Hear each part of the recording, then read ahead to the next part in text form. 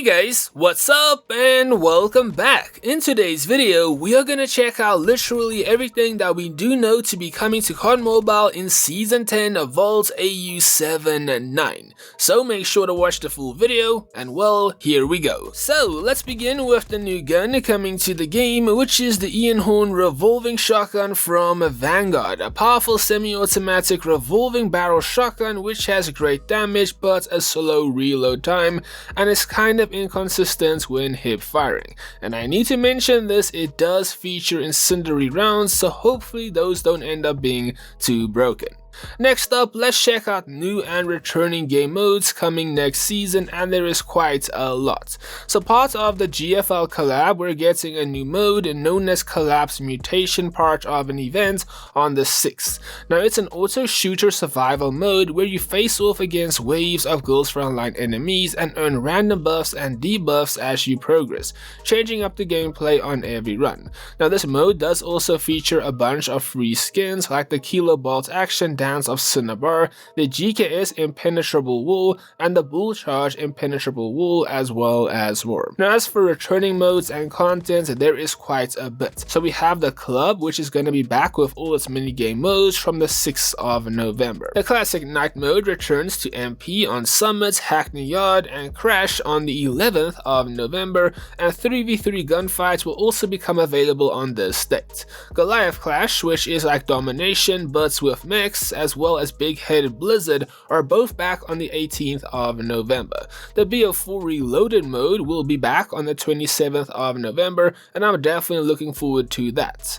And then Large Scale 12v12 Ground War and the Chase mode will both be back on the 2nd of December. On screen now is the full lineup of Season 10 modes with their release dates, including modes we haven't seen in a while and some modes which return more often, so quite a bunch of returning modes next season. Next up, let's discuss store content, starting with lucky boxes and strong boxes. So first and the biggest box of the next season is the Exoverse Ensemble strong box from the GFL collab. The main rewards in here that you're able to get include the Krieg 6 Final Covenant, the Holger 26 Veil of Shadows, the QQ9 Fluttering Steps, the Type 25 Heavy Strike, and the 50 GS Garada.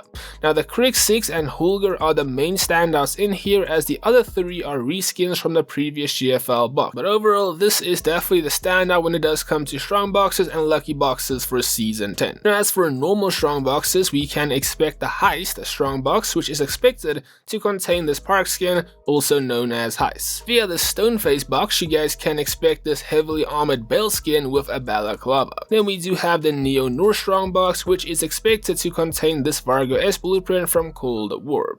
The final strong box is the Collection box, known as Damnation, and it is expected to contain this Rytic AMR skin from Modern Warfare in 4 different colorways. Now on to lucky boxes, we first do have the Financer box, which should contain this Baker skin known as Financer, which I think looks great. Now 2 more lucky boxes were found in the files, being Toolbreaker and Eavesdropper, but we currently have no idea what they do contain. Next up, now let's discuss all the Season 10 lucky draws, because there's quite a lot, especially in the returning department. So let's begin with reruns, which does include both the Jack 12 Rising Ashes from the Phoenix Mythic drop on the 14th of November, and the Krieg 6 Ice Drake from the Cold Embrace Mythic drop on the 16th of November. Additionally, the Abyssal State Mythic drop is also set for a rerun, featuring the Mythic Rytic AMR Nautilus, but currently we do not have a release date for it just yet. I would also like to mention there is some speculation that Nikto Darkside might return this season, as the Lord of Death emote chair from the Darkside lucky draw was spotted in this Season 10 teaser. So maybe it's a hint or it's just a coincidence, we're gonna have to wait and see. And it's not just draws, as the Zodiac series armory is also returning on the 11th of November, so you could always end up saving your free series points from the Halloween surprise event for then if you wish to. Now as for new draws, we do have the Jupiter Cannon GFL draw,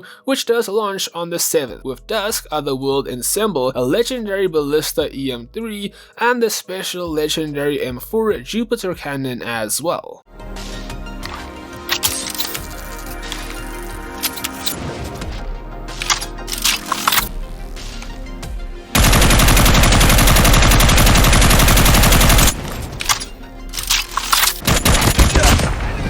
And then on the same date, the Midnight Crescendo draw will be launching with Kestrel Twilight Crescendo, a unique model of the SMRS, which is an epic skin, and one of the best legendary ICR1 skins in the game. It's seriously nice.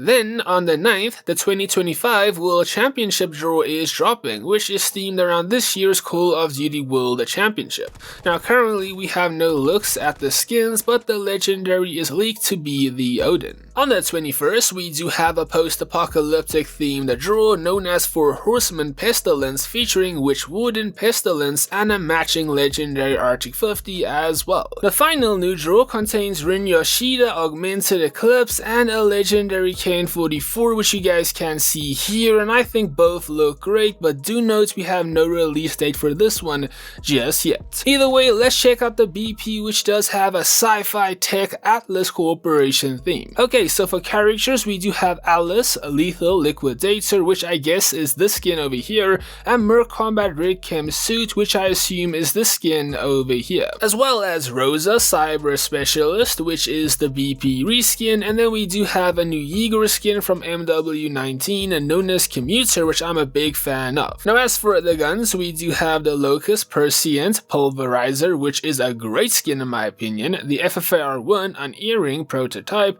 the AGR-556 Survivalist Sidestorm, the Einhorn Revolving Calibrated Havoc at tier 50, and the Holger 26 Codebreak Cypher, which we do not have an example of just yet. Now as for the subscription rewards, the character is Domino Spy Games from MW19, and the blueprint is the DRH Machined Menace. And then in the vault, we do have Season 12 Going Dark from 2020, as well as the 4th Anniversary BP from 2023.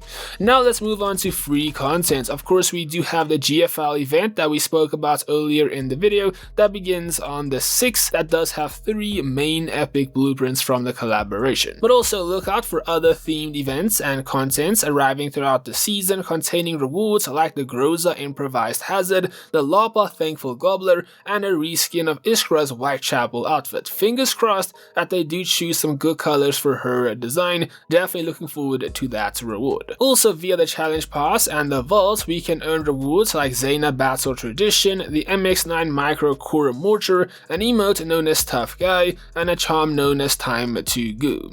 Now also according to leakers, we might get free each Meow and Path to Nowhere collaboration boxes, but do note this info is not confirmed and it is subject to change as it has not been officially announced just yet. I'll keep you guys up to date on that. Anyways though, in other news, here is the balance changes for Season 10 for MP, BR, and equipment. Pause the video if you do wish to read through all of the different changes. Also, if you are a BR player, on screen now is the BR ground loot rotations. Again, make sure to pause the video if you do wish to check out all the different changes when it does come to ground loot. So, okay guys, that was a detailed look at pretty much everything that we do know to be coming to COD Mobile in Season 10. So make sure to give me your thoughts and opinions down below in the comment section, and make sure to stay tuned for more Season 10 and COD Mobile information. And with that being said though guys, that is gonna be all from me, so I hope you did enjoy the video. Thank you so much for watching, and well, I'll catch you in the next one.